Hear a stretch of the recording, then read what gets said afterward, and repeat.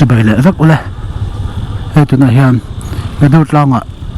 Sinat Hospital kan kala tukin hantil auto na hian dar som pakhat le minute nga reto office kan pando ni tu na hian in antir zuaya chumi pa chuan zo na tu na hian zo na ni te katong ve video comment section ate comment section ka chan chu hian in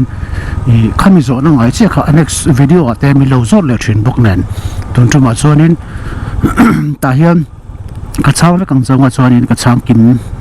apoi mo ka ti zo la ni chu tam tak zo na tam tak min on zo ka personal thil ang chi deuh antinan kan na tho na ti vel ang chi te hi chu sai lu tu ki atul pon ka she lem lo wa tu wang zo in khang vel ka chu ka chang a comment a po ka chang chuang lem lo chu wa tam tak ki chu comment a te ka chang mai chu wa tun chu ma hi chuan in ka sai fu china ka right na te po ma se miron zot le china chu wang chuan in tun chung video chuan office khata khapu chung kan tan lai te tai kan tan lai tin ka khang cha zo na ho ka kron chang zonga ama sabera chun ka hnunga hian kan pui ka phura chu wang chun slow motion deuh thoin kan tlan angai thin ni kan pui ka phur hi chuan chu wang chuan than det pain kan ti det to ni tun chung ma chuan ama sabera chuan he ka glove pun hi in mu a glove summer glove ka ti mai ka chuan he gear up upper khatla upper khatla khimi GL cinema hall train khami bula adventure gear lampang jini deuh mai thadeuh branded deuh zual chumi na min pek chu ni he glove tian ni tin ka bun chua office kal na te ka right ani lem lo ka bun chua thin tur tan min pe a gear up chunga kalom em hetiang lampang ten ti ang chi te le thil chi sang a zo thal tu raincoat ti te khatiang chi zong na khani a khatiang lampang ma mo charin ung lo pan don nia ti kha kan sei du a gear up chunga lom thu ka soe le ama sabera chuan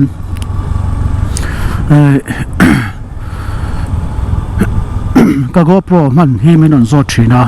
minon zot fowa ka sei ngun viau to a kan la shafu le thelawa ama sabera chun GoPro Hero 6 ka mangani Hero 6 Black ka manga chuan zona pakhata chuan khoitla ya nge mount antia ka mount na lai tak hi ka khabe zona chia full face a hiam ka khabe zona ka mount a ka half face a chuan ka beng zona han ka da thin ni hei mu them o hei ka da na lai chu ni chuan GoPro Hero 6 ka manga tin a chang chuan a secondary tan Hero 5 te ka mang vele zo thina Hero 5 hi ka ta ni lawa kan nu naw ta ni a jana ta ni a chuan in adu hunhuna herin ten akadu hununan kala phe ka tiang khan ma se camera man tampo le editing te abu thau do thina wa hian ka mang zin lawa chu tiang chu ni a chuan mic adapter ka mang ta a Hero ma kha ka video ma sa chuan mu chuan in shame thaya mic adapter tel lawin audio hi alu thailo ta chu mic adapter chu thei tai mi hi in mu thayam hi ani le ta a hemi mic adapter hi a shan pa in cha anga ya chu ka mang pel boka chuan microphone chu apa ngai ang chi Amazon vela cheng su thum la te man bol vel khani ta a Hero 62 na hian man za chi chu ka shela wa ma se sing thum la ti bol vel chu ani chuan ka she a sing thum le sang ni sing thum sang kha sing thum le ti khateng bol vel ka chu ni ka ringa chuan mic adapter hi atom bera si sangli zariat bol vel ani bokonga chu aman cholo ni ta atin kamau na lai chu ni bok ta a ka sai tu ang khan tuna kamau na ang chia helmet a in mount du ni chuan asset hami asset ta pian Amazon na te cha tur oma chin mount GoPro chin mount amo action camera chin mount ka han ti ula asset top khan le tur oma chu mà này GoPro sẽ mi siang sang li man bor vel ne sang li zonga ti bor vel tam ase third party kan ti ang chi company dang ina an siam ang chi kha tom de ulekin zali le ti bor vel te pon le tur ama te khan a full set kha dang thleng tap ta chu tuna ka da na lai zone che che tai vel tai che che a view khati khan lik che ta chu ka action camera da na lai thin te aman te khang zona sang kha khai khom de ka she a Hero 6 GoPro Hero 6 1080 50 fps in kada thina chu akal phung chu ni audio chu kha ka siam khan mic adapter aluta khatiang kha arita ani chuan question number 2 a top speed hi min zot zia karai ta piang what is your top speed a hian ka buai lo ni ke chu number 1 a chuan ka top speed hi ka monitor lawa shet to ka tum chuang lawa ka right hi eng waging le ka right nuam ti taka hun ka man theina turin ka right a chuni pa chun video ko ron siama ka video ron siama kha YouTube han ka ron da thina ni tan chak ringot hi ke chuan ka buai pui lawa tan chak vak ai hiam muang taka ka video masalama ka sei tong khan muang bar pa ngai 60 70 80 chovela enjoy taka nge nuam ti taka tlan hi ka tum ber ani a le ka tu ber ke ba chon ka top speed hi min zot fu thina ka chang thei lo chu chan chu top speed ke ngai lawa ke chuan ka concentrate ber chu nuam ti taka karai thi ani ka du ber chu ka sei to emo ko shelawa moto vlogger a hian chi sang ama tan chak chi ringot te tuna tan chak ringot chung ai chung lo tan fak ang chi tam takan ama chimi piala ma chuan right right zin te right te khatianga chung ke ma ni ang tuna ke ma ti ang chung chunga ti ang chi the kan ama chula chuan ke tan chak chi kan nilawa i video a i tan chak lo chati khati te pon men ti thin ma se khang kha tan chak endu tan chak endu tan chuan ka video hi a en tak lo ti kha chiang takin ka sei theya chuwang chuanin ka top speed amo ka tan chak lo amo khang kha ke chuan ka kher lowa chuwang chuan top speed menon zo thin tam tak ke chuan ka chang thei lo chuwa chu ka monitor ngai lo tata wangin ka video a kan concentrate a in nuam ti taka ka tlan hianin speedometer ti vel kha ka zuk bol pui vak lawa tan chak ngai tan chuan ka video chu boring viawang ti chu chiang takin ka sei theya ta kha ka chana top speed chung chang a chuan ka chana ni sela I chi sual ve to em ti vel te kha min on zota chi sual to chiang bal hian charisma kan line vai hi ka chi sual to a chiang takin na takin vai khat charisma kan line ka chi suala pathian sara ke ma in liam lovin ka bai ka ro adhar ne le a chuan kan siam tha a kan siam tha thu loka chu charisma vek chuan ka chi sual le a chu ero chu ngolung thukong lampang ani a jeila ka ta nu ta khung khoya kan in pel so wangin chuan sim ka du wangin ala ni chelo ka sal le a chuan charisma bok ka le a chuan tan chak phuk kharil ru alo om le tak si wang khan sim ka du tan chak hi tan chak chak na thin lung hi sim ka du wangin ka bike chu ka thala scooty ka le ta scooty kum thung ka kol wa scooty a chuan tan chak tum viau mai la alo tan chak tak thei lo bok nen chuan chumin huwa chuan ka sim to khat viau ka shet nuwa bike FZ16 ka kala le a chuan tiang bor ve chu ni a chumi nu a chuanin tan chak chu ka sim ve chho ta zela he kumte lo upa chho ve zel bu ka chu wang chuanin tan chak hi huram chu ka ti ya ke po YouTube a hian tan chak thin ho hi ke na sa mm a ma se ke chuanin ke ma ti tan chuan ka du lawa tin tan chak lo hian bikers thatak bike khal thiam tak la tin ka tiang right na po tan chak khelo hian enjoy tewin nuam ti tewin akal theini ti hi ka viewer tele ka video entry te thinlunga ka tu du ber ni tan chak chu an wama nom chu khal thiam phei chu an wama ma se ala ombi ka ni khal thian tak takan oma chung tan chuanin a poila wa problem om loma se an tlan chak ti awanga lo tlan chak ve ri ngote tlan chak han lom ri ngote mizo wa shim hian bike tra kan nei chuan like 200cc 250cc 350cc kan nei chu e kan ri ro lo ma chak deuh ta na kon ara koi deuh ni down koi deuh ta ni kan ri ru a za som kwa ve ri chu om ma lang a se heng zong hi bikers ni na khara ni lo ni tina kilometer khat 50 kilometer per hour le ka tan thin po ni la bikers hardcore bikers khai ni thei tho ni i heta chak deuh tan thin hlim na ang kha muang chang pon tlan la i hlim pui ve thei tho ni chu ta kara ala save zok le ma la ti kha i ka tum ber ni a ka soi kual thui le mai chu i karil ro om ber thin ya ka rai reng pon i engem ma chang chun tlan chak chang chu kan nei tho man mo chang te kong lo tha a ta na lo lo ma si bike ten lo zo bok chin tlan chak chang chu kan nei tho ta ma se kha nga po khan film khur takin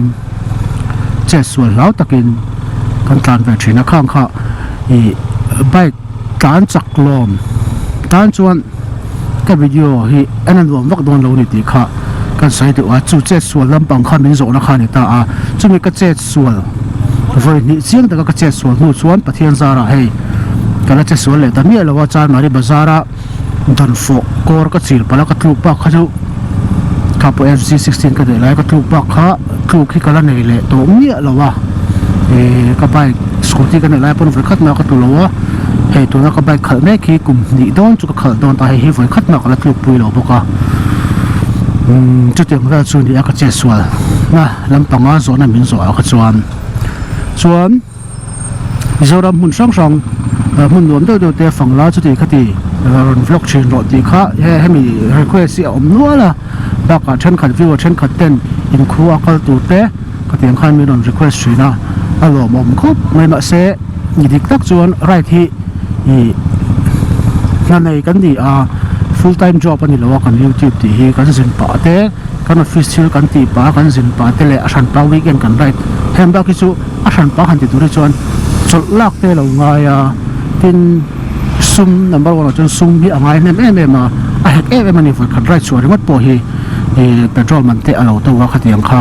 ani ara reng thei lo wa tin weekend right tur hian han chut ula nangma ni pon in ni alangin emo Sunday it's a main comban whatever mo katiang weekend right tur ang chi kha ni khoi mun hinge tha khoi mun hinge nuam kan tap lawa mun rem chol na nuam khade ang chi kha wang tu kan ni aizola hian in khal choka nga chak dewai tan du chon leng purot lam ai tan tapanga mun nuam do leki kal du chon ri e ka ma mui fang ani le tapa hulo hi kan om mang to box si lawa kha pa kha du than tu ri awang tu kan ni Mizoram hian chu tak chu a sham mi ka te va thin khop mai right na tu wang lu tu khi chu kha nia thei sam chuan ti khan hun te kan nei nga tian channel video te upload reng te kan no du ve zelanga khang ka chu kan hun nei dana zrin le pathian ram ti chuan kan ti chho ve zel tu angai ta ila khani right mun sang right han ti vel ang chi a kha chu ka ka chana chu ni mai ta sela avan em awang hianin ti fak lein he om big lo wani chuan long right nan ang bike ching e du sports nge cruiser nge ka teng vel lampang zona ang chi kha bike ki chu ka khal tam lo wa hi a chidang hi khal tam lo em ma ka sen khan charisma pani ka nei to hero charisma pani ka lo khal ve thak to a ten Pulsar 180 reloaded an tiang chi kha anile FZ16 to nem hi ni le maya number 1 a chuan ke chu naked bike hi I thuna chuan kan bit laber ani zela hemi full fearing anti bike racing sports lampang international lampang chi hete kun deuh tu ngai ang chi te hi chu takhal pei lo ani deuh top mai khal ena point ka en lo tia phải khát át thal lima chen ten test vela an tia ka test ka du to view zela a nu point ka khal le pe chelo RC si te poi vai kha chi ga la khala chu po kan chen pa ta khal sin zeu aron su lim dewa aleya ka khal sin zeu ba ka la khal le me lawa bullet hi vai ni ga chu khal ve da in ka sia chung va chu ni ka experience chu bike a chuan ka du than dan bera chuan tu na ka bike ang 250cc pulse thula ka bike ka lung auto khop maya ka siang khan naked bike zeli ke chu ka ru la le ka mit la chu ni ta a tuna hian lo le don ta ang po ni la hemi hit hak na lo le don po ni la MT15 MT15 15 te ka te 15 te lam tura ni MT hi R15 kan tiang daw khan FZ25 kan tia MT15 hi tuna jong ka mit la bera ni hian ka khal ka nei chak ani tuna hian ka khal chin cha bu ka la khal lawa ta ka po ka la mulo chung va chu ni tlang zar khan ai zola ko omlo wa min on soma yamaha lamin ma se ai zola ko omlo line ya kan zin line ka ka thei lawa chu i zin nan le right nana ka du than chu ani mai atinan bullet ang chi te te ka teng anti sar kan tiang chi hemi easy right kan ti don bi ka tiang chi chu a khal chu nuam nge nga long rana son ma se ke chu ka du dan ba chon tu na kan bike ang chi naked street naked anti deuh bi kem ka bike ka save vak lawa han pot ve deuh vok thai mo naked ang chi kha ka du than na ka du thang ka du zok zel ani ka mit la zok zel chu ni chuan we harin zo na tlang pui tu hnaya in zo na tlang pui chu ti khan ka chang view chon ka si GoPro man vel le khang vel kha chi sang sang in sang sang an min zo ta e kha ka ti khan ka khai khom ve ka nga mai la helmet hi number 1 a chuan in karil ru han karil ru ombe thin chu mizoram a hen CMMO thil ti thei tak atop china omni tai la ai zo la hianin kat ti masak ber tu chu satel helmet khabur hi ani ti hi karil ru han om thina satel helmet hi ka support ngai lawani helmet hi apoimo two wheeler a chuan apoimo ber helmet hi kan ngai poimo turani veng chung thren khada kan kala chak teuh dewin helmet khum loin tlan thina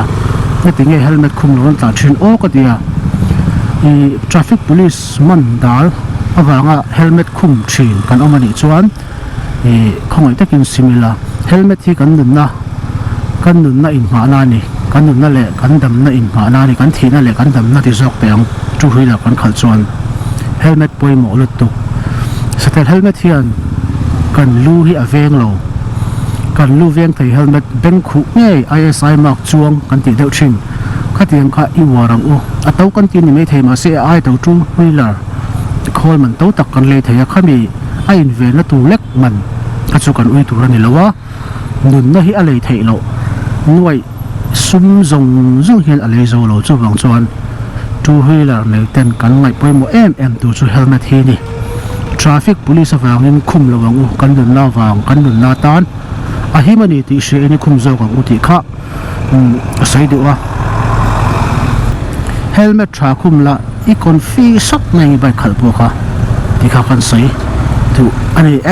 a tips ang rang dawin FZ25 chung changa ingai dan toy te mi lo shil ti kha zo na a om boka a khai va khat tha mep vela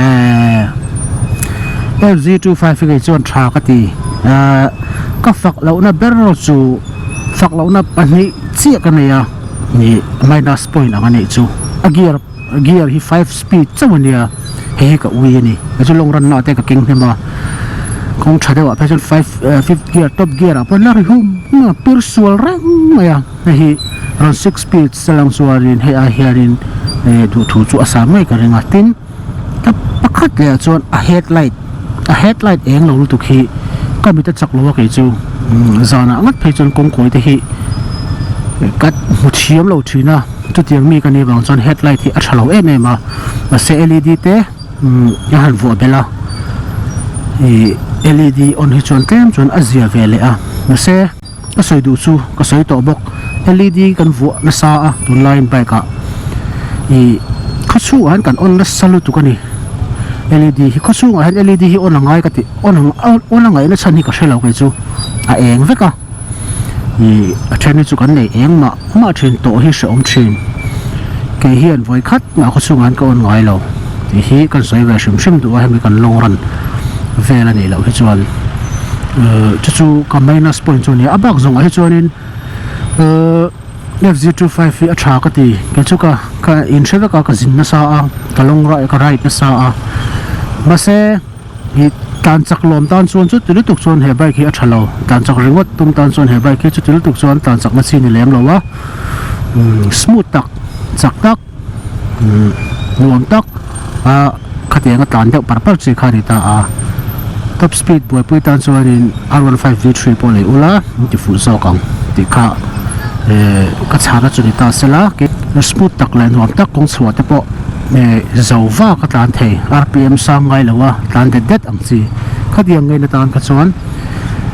FZ25 a tha mani ti ha ka sai do ni chitala ma kan lokang ti lok tur kan nei van chu ka tan ko la sakap mai lumbak sia exhaust chung chang mi ron zo thina ka back exhaust hi i kha ka ni chu ti khati ti ka tong phong atun kan right nan hung bra po khan mi ron zo le thawa exhaust hi ka thak ngai lo ni ka bike ni to zong at ama sabel jang tun thang ka exhaust hi ka thak ngai lo apa ngai company na ron chom tir hi ka mang thina tuna po tunak FZ25 ni me ka po hian apa ngai tap aron chom kha ka mang ani ti kha ka chana chunia chumi pela wa ka sei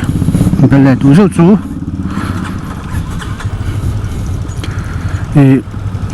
bike lir thei ka nei reng hian mak ve deuh chu a performance ani atan chak na tu ang zonga thil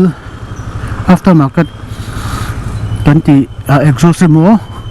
air filter te ni mo ang polo ni se hei ka mang ngai lo wa tang ai sak lo ve lampang tak ani a in ka ti dang lam ngai lo ni ka bike hi antina anti ka se a company na kalak chu linga a ang hian ten ka khal topa fai takin uluk takin engine oil pa ngai takin hun taka thakin hatiang khan a chhelai pat rem ajinin patin thak ngal thak top zelang chi hi ka bike en kol dan ni a sticker handle ang chi te a chi sang anterior side glass an thak heta nal de han tiang chi ti hi ka ti ve ngai lo shim ani ti kha ke ma bike ni dana ka enkol dan ka bike ni re nga ka enkol dan ni a soi thiam ka soi thiam dan der atang kom nan ti bela ka kom nan der chuan kalak chuan ni mong chi khan ka du dan chuan ka lo shal le ten ipon ka shal le hun ap kalak chuan ni mong chi thau khan om se ka du china wangin thili ka ti dang lam ngai lawa ka bel ngai bok lawa tung chunga ka bai ka hi chuan ke ma logo hi ka bel ve ap ti kha chu song chu nge GoPro hi ka bel boka chu hi ka bel ve ma sak ber pola ni ve me thi ni karisma vel han ve ka chu enga monit na lem tro te chu ke ma logo ang dawa ka siam ve ka chu ka bel boka chu ani a exhaust chung changa chuan exhaust hi thak thei chuan thak bula tha ka ti a tan chakna te puna tha am ase keima te mana tan chuan ka thu lem lo chan su a beng ching ka ti ni a beng ching ka ngai thei lo ka man tan phain se am ka ti a big takin tuma ka sei chan chuang lo wa bullet Royal Enfield ho ring lu tuk te hi a se am ka ti a real road ti zin khua luma traffic jam phei chuan a shom mai ni so tanin exhaust chu ya kan a vo chen ho po han thek sam chuan a free flow ang chinga phei chu khu chu ngai chuan an khal to mang lawa khal hin om kharing vak to lo ma se no vele zu me thei นี่แห้งจูเขาไปช่วงตอนจวนชื่อนี่อมไหมอันนี้ที่ข้าก็ไก่ดานั่นนี่จูกันสกินนี่แต่ฮันมันติดไรตัวบุกก็จนวิดีโอจูกันถูกต้องพูดมาไรที่กันเปลี่ยนเลยจนแม่ก็ตัวไหนเห็นค่อยกันปังรูทเนี่ยกันไรโดนจุกเสลวะไรทันทีอาคารรัตกนี่ละวินจะมีวิกันไรกันที่องค์เจตัวเตะก็มากันก่อนมาองค์เจไม่ค่ะไรกันตัวนั้นกันเป็นแหละแม่ตัววิดีโอปอมเลยก็ตัวไงละตัวนั้นเห็นให้อ่านเฟงกันอีกทุกคู่ MAP how feel อะไร police how feel นี่แล้วมูลเลยหนังปากินนะจะฮัน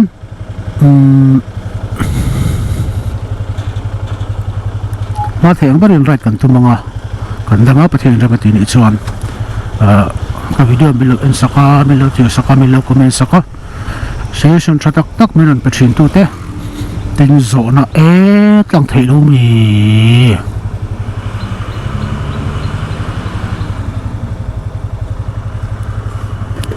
ตั้งเทลูจิตปวดทางด้านที่ตั้งเอ็มกงตั้งอมสุ่มชื่นกันนายจังเฮียนอมโลตรอ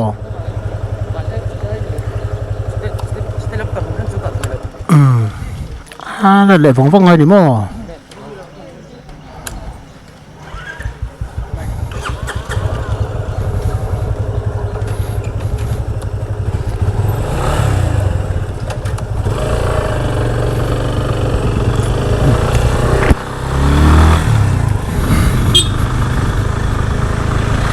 ก็งั้นเรา close สิค่ะเราจึงได้คงอันเสียนมาสักคนไม่แวงตินแหละแวงช่างส่งเอาคงฉลองแต่มาสอนมาชัดตะกันนี่คงชาให้กันมาบ่นี่มิจรำเฮียนคงชากันเลยเซลที่ตัวรินสกัดปนมาอะไรนี่นั่นหรอวะแล้วเซลเสละ